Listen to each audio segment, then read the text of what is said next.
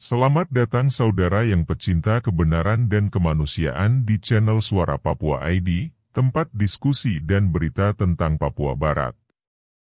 Kami fokus pada isu-isu penting yang terkait dengan wilayah ini dan berusaha memberikan wawasan mendalam kepada Anda. Papua Barat adalah sebuah wilayah yang memiliki dinamika yang kompleks dan penting untuk dipahami. Dalam konteks ini, kami ingin mengangkat beberapa poin utama yang menjadi sorotan dalam perjuangan Papua Barat.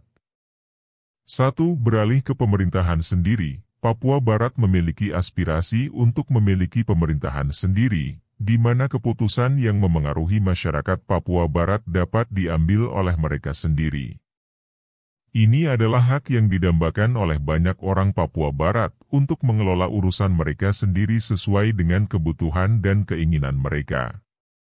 2. Tindakan pilihan bebas. Dalam upaya untuk mencapai otonomi politik, penduduk Papua Barat berjuang untuk mendapatkan hak untuk memilih secara bebas tanpa tekanan atau intimidasi. Partisipasi politik yang demokratis dan pilihan bebas merupakan hak fundamental yang perlu dihormati dan dilindungi. 3. Hak asasi manusia diserang terus-menerus. Situasi hak asasi manusia di Papua Barat telah menjadi perhatian serius. Pelanggaran seperti kekerasan, penangkapan sewenang-wenang, dan penyiksaan terhadap masyarakat Papua Barat terus berlanjut. Penting bagi kita untuk memberikan suara kepada mereka yang tidak terdengar dan mendorong perlindungan hak asasi manusia yang kuat. 4. Eksploitasi sumber daya. Papua Barat kaya akan sumber daya alam yang bernilai, termasuk tambang dan hutan yang melimpah. Namun, eksploitasi yang tidak bertanggung jawab dan tidak adil terhadap sumber daya ini telah merugikan masyarakat Papua Barat. Keseimbangan antara perlindungan lingkungan dan kesejahteraan masyarakat harus dijaga dengan hati-hati. 5. Hak untuk menentukan nasib sendiri ditegaskan kembali. Hak rakyat Papua Barat untuk menentukan nasib sendiri adalah prinsip fundamental yang diakui dalam hukum internasional. Kita harus terus memperjuangkan pengakuan dan penghormatan atas hak ini serta memberikan platform bagi suara mereka yang ingin menentukan masa depan mereka sendiri. 6. Pendekatan militer, keamanan yang berlaku. Pendekatan keamanan dan militer yang berlebihan di Papua Barat telah menimbulkan dampak negatif terhadap masyarakat sipil. Penting bagi kita untuk memperjuangkan peningkatan dialog damai dan pendekatan yang menghargai kepentingan dan aspirasi masyarakat Papua Barat.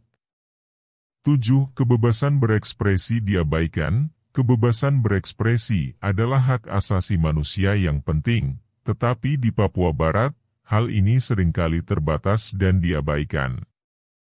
Masyarakat Papua Barat harus diberikan ruang untuk menyampaikan pendapat mereka tanpa rasa takut atau hambatan. Kami berharap bahwa melalui channel ini, Suara Papua ID, kami dapat memberikan pemahaman yang lebih luas tentang isu-isu yang dihadapi oleh Papua Barat. Kami berkomitmen untuk menyampaikan informasi yang objektif, berimbang, dan memberikan suara kepada mereka yang seringkali tidak didengar. Kami mengundang Anda untuk bergabung dengan kami dalam perjalanan ini, mendiskusikan isu-isu yang relevan, mendengarkan berbagai perspektif, dan memperluas kesadaran tentang hak asasi manusia, otonomi politik, eksploitasi sumber daya, dan banyak lagi di Papua Barat. Mari bersama-sama memperjuangkan keadilan, perdamaian, dan kesejahteraan bagi masyarakat Papua Barat. Bersama-sama, kita dapat memberikan suara kepada mereka yang membutuhkan dan membantu mencapai masa depan yang lebih baik untuk Papua Barat. Secara geografis Papua Barat adalah bagian barat dari Pulau New Guinea. Berbatasan langsung dengan negara merdeka Papua Nugini dan menjadi bagian dari Indonesia setelah melalui sebuah proses yang didiskreditkan, dikenal sebagai Act of Free Choice, tindakan pilihan bebas, pada tahun 1969. Jumlah penduduk di Papua Barat adalah 3,6 juta, terdiri dari 48,7 orang pribumi dan 51,3 non-Papua. Penduduk ini meliputi lebih dari 250 kelompok etnis dan bahasa. Para pendatang dari daerah lain di Indonesia menaikkan proporsi jumlah penduduk yang cukup besar dan kemudian mendominasi ekonomi lokal. Mereka telah menjadi mayoritas di pusat-pusat perkotaan dan segera akan melampaui jumlah penduduk asli Papua secara keseluruhan. Mata pencaharian dan budaya di Papua berada di bawah ancaman berat proses marginalisasi ini. Rakyat Papua adalah orang-orang Melanesia dan mayoritas beragama Kristen Katolik, hal yang membedakan mereka dengan umumnya orang-orang Melayu dan Muslim di Indonesia. Wilayah itu sebelumnya dikenal sebagai West New Guinea, Irian Barat dan kemudian menjadi Irian Jaya. Saat ini, wilayah tersebut telah menjadi provinsi Indonesia yaitu Provinsi Papua dan Papua Barat. Namun kedua provinsi ini bersama-sama lebih dikenal sebagai Papua Barat karena adanya kesamaan identitas dan budaya bersama. Seperti halnya Indonesia yang sekarang, Papua Barat dulunya merupakan bagian dari Hindia Belanda, namun Papua Barat terus berada di bawah kekuasaan Belanda setelah Indonesia merdeka pada tahun 1949. Pada awal tahun 1960-an, Papua Barat dipersiapkan untuk menuju kemerdekaannya oleh Belanda di tengah-tengah adanya oposisi yang kuat dan serangan militer dari pihak Indonesia. Beralih ke pemerintahan sendiri. Pada bulan Februari 1961, dilakukan pemilihan untuk West New Guinea Council, sebuah langkah penting menuju suatu pemerintahan sendiri. Anggota Dewan menyelenggarakan Kongres Rakyat Papua pertama pada tanggal 19 Oktober 1961 yang menyetujui sebuah manifesto kemerdekaan. Manifesto itu mengadopsi bendera bintang fajar atau bendera bintang kejora sebagai simbol nasional dan menyetujui nama negara Papua Barat, menamakan rakyatnya sebagai rakyat Papua serta juga lagu kebangsaannya. Pada tanggal 1 Desember 1961, simbol-simbol kedaulatan Papua Barat tersebut diresmikan di hadapan para pejabat Belanda. Rakyat Papua sejak itu selalu merayakan 1 Desember sebagai hari kemerdekaan. Namun, dalam konteks geopolitik Perang Dingin pada saat itu, Amerika Serikat sangat ingin mencegah Indonesia untuk tidak jatuh di bawah pengaruh komunis. Pada 15 Agustus 1961, Amerika membujuk Belanda untuk ikut ke dalam perjanjian New York dengan Indonesia mengenai masa depan Papua Barat, yang dikenal dengan New York Agreement. Tidak ada satupun orang Papua yang diajak berkonsultasi, namun perjanjian tersebut menetapkan bahwa semua orang Papua dewasa akan memiliki hak untuk berpartisipasi dalam tindakan penentuan nasib sendiri sesuai dengan praktek internasional. Tindakan pilihan bebas. Belanda kemudian menyerahkan Papua Barat kepada otoritas sementara PBB yang tinggal selama hanya 7 bulan sebelum menyerahkan kontrol kepada Indonesia di bulan Mei 1963. Selanjutnya, PBB gagal merespon kebijakan represif Indonesia maupun melindungi hak-hak rakyat Papua sebagaimana yang dijamin oleh Perjanjian New York. Pada tahun 1969, sebanyak 1.025 orang Papua dari total penduduk sekitar 800.000 dipilih secara serabutan kemudian diancam dan diintimidasi agar memilih atas nama negara mereka untuk menjadi bagian dari Indonesia dalam sebuah proses yang dikenal sebagai tindakan pemilihan bebas. Secara kontroversial PBB mendukung dan membiarkan hal ini terjadi tanpa keberatan. Hak asasi manusia diserang terus-menerus. Setelah masyarakat internasional mengalihkan perhatiannya dari Papua Barat pada tahun 1969, sebuah tabir kerahasiaan meliputi wilayah tersebut dan sangat sedikit sekali berita yang muncul tentang pelanggaran luas hak asasi manusia, termasuk pembunuhan kilat, penyiksaan, penghilangan serta penangkapan sewenang-wenang, dilakukan oleh pasukan keamanan Indonesia. Ribuan orang diperkirakan tewas atau meninggal sebagai dampaknya selama masa pemerintahan Indonesia tersebut. Meskipun Papua Barat adalah salah satu provinsi di Indonesia yang paling kaya akan sumber daya alam dan menjadi tempat bagi pembayar pajak terbesar yaitu perusahaan tambang Freeport, Papua Barat merupakan salah satu daerah termiskin dalam hal tingkat kemiskinan dan indikator pembangunan manusia, dengan keprihatinan serius pada tidak memadainya pelayanan kesehatan, kematian ibu dan anak, HIV/AIDS dan rendahnya tingkat pencapaian pendidikan. Eksploitasi sumber daya. Eksploitasi sumber daya alam yang melimpah di Papua Barat serta pencaplokan lahan berskala besar secara sistematis untuk proyek-proyek agribisnis oleh Indonesia dan kepentingan bisnis internasional telah menjadi penyebab utama ketegangan dan konflik. Operasi ekstraktif telah melibatkan pengingkaran terhadap hak atas tanah dan degradasi lingkungan yang parah. Sebagian besar kawasan hutan menjadi sasaran untuk pengembangan perkebunan kelapa sawit dan produksi pangan dengan dampak besar terhadap perubahan iklim serta penduduk pribumi. Beberapa pelanggaran hak asasi manusia terburuk telah terjadi di sekitar perusahaan besar seperti di wilayah pertambangan emas dan tembaga, Freeport, di mana perusahaan mendanai pasukan keamanan sebagai upaya proteksi. Hak untuk menentukan nasib sendiri ditegaskan kembali. Setelah kejatuhan diktator otokratis di Indonesia, Soeharto pada Mei 1998, masyarakat Papua mengalami masa yang relatif cukup terbuka di bawah masa pemerintahan singkat Bacharuddin Jusuf Habibie, 1998 hingga 1999, dan Abdurrahman Wahid, 1999 hingga 2001.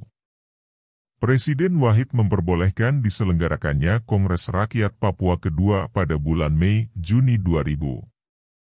Kongres memutuskan untuk menolak tindakan pilihan bebas atau PEPRA dan mendorong hak untuk menentukan nasib sendiri secara damai melalui dialog dan negosiasi.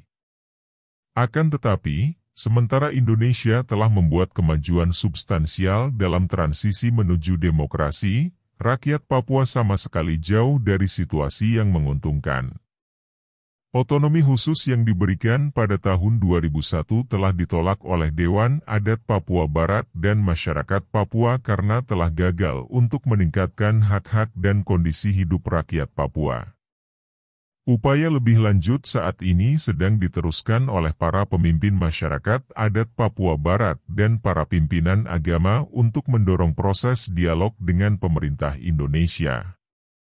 Namun, tidak semua orang Papua mendukung proses tersebut karena mereka kurang percaya kepada pemerintah Indonesia. Beberapa lebih percaya bahwa pendekatan secara langsunglah yang dibutuhkan yaitu melalui referendum mengenai status masa depan politik wilayah tersebut.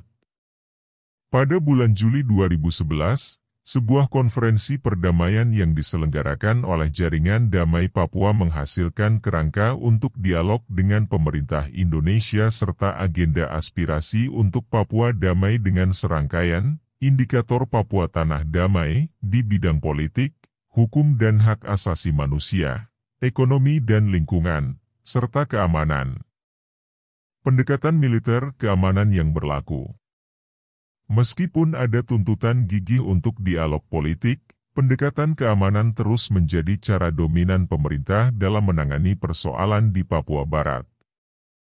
Operasi militer dan pendekatan tangan besi dalam bidang keamanan menimbulkan ancaman serius terhadap hak asasi manusia dan kehidupan masyarakat Papua. Sebuah budaya kekerasan telah dikembangkan terkait dengan keyakinan aparat keamanan bahwa aktivitas politik serta advokasi untuk hak-hak orang Papua adalah selalu berhubungan dengan agenda separatis dan harus dihadapi dengan tindakan yang keras.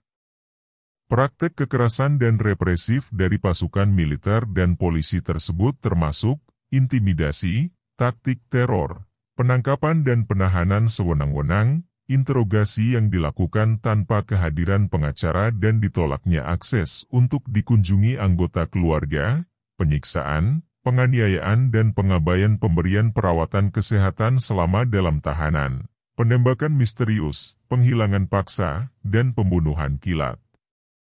Para pembela HAM sangat rentan terhadap tindakan kekerasan. Pada bulan Oktober 2011, 3 orang tewas dalam tindakan pembubaran dengan kekerasan terhadap Kongres Ketiga Rakyat Papua oleh pasukan keamanan di ibu kota Jayapura. Kongres diselenggarakan oleh para pemimpin adat Papua bersama faksi-faksi politik untuk membahas hak-hak dasar mereka dan berakhir dengan pernyataan bahwa Papua Barat telah merdeka sejak tahun 1961. 5 pemimpin Papua dibawa ke pengadilan dan dinyatakan bersalah atas tindakan pengkhianatan terhadap negara, makar. Sementara para orang Papua sering dihukum berat untuk kegiatan politik damai, sebaliknya para petugas pasukan keamanan yang terlibat dalam pelanggaran hak asasi manusia yang keji selalu lolos dari hukuman atau diberi hukuman ringan yang tidak masuk akal. Pada bulan Januari 2011, 3 anggota tentara dijatuhi hukuman antara 8 dan 10 bulan penjara untuk pelanggaran prosedural, tidak mematuhi perintah, karena keterlibatan mereka dalam penyiksaan brutal terhadap 2 orang laki-laki Papua pada Mei 2010.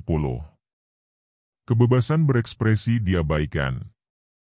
Para aktivis Papua secara terus-menerus ditangkap dan ditahan karena melakukan aksi damai seperti mengibarkan bendera bintang kejora atau menghadiri demonstrasi dan acara-acara publik yang berkaitan dengan nasionalisme Papua.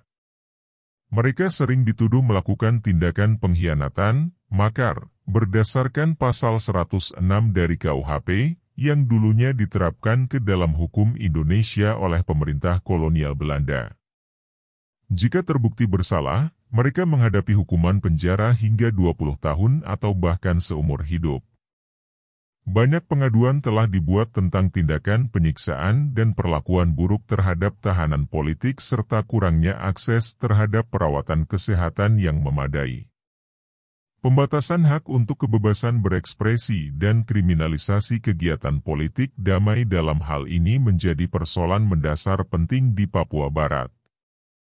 Kebebasan berekspresi adalah sangat strategis dan penting untuk memperbaiki keadaan hak asasi manusia secara keseluruhan dan untuk memastikan bahwa para pembela HAM dapat melaksanakan pekerjaan vital mereka secara bebas dari berbagai intimidasi dan kekerasan. Hal ini juga diperlukan dalam rangka menciptakan kondisi di mana masalah-masalah politik di wilayah ini dapat diselesaikan. Tertutupnya ruang demokrasi sebagai akibat dari pembatasan kebebasan berekspresi adalah sebuah langkah mundur dari kondisi yang dapat mendukung terjadinya dialog yang bermakna dan upaya penyelesaian konflik. Papua Behind Bars berusaha untuk mengatasi hal ini dengan mempromosikan debat serta perubahan bagi sebuah tindakan nyata dan kebijakan yang akan mengarah pada pembukaan ruang demokrasi di wilayah tersebut. Terima kasih telah menjadi bagian dari channel Suara Papua ID. Kami berharap bahwa melalui informasi, diskusi, dan kesadaran yang kami bagikan, kita dapat memberikan dukungan yang berkelanjutan bagi masyarakat Papua Barat. Kami memperjuangkan hak-hak asasi manusia, keadilan sosial, dan otonomi politik bagi Papua Barat. Kami mendorong dialog yang bermakna, kebebasan berekspresi, dan penyelesaian damai atas konflik yang ada. Mari kita tetap terhubung, bersama-sama menjaga semangat solidaritas, dan terus memperjuangkan keadilan bagi masyarakat Papua Barat. Bersama, kita dapat membangun kesadaran, merangkul keragaman, dan menciptakan perubahan positif. Terima kasih atas dukungan Anda dan semangat Anda dalam mengamplifikasi suara Papua Barat. Mari kita terus memberikan perhatian, mengedepankan keadilan, dan mengupayakan masa depan yang lebih baik untuk Papua Barat. Salam solidaritas.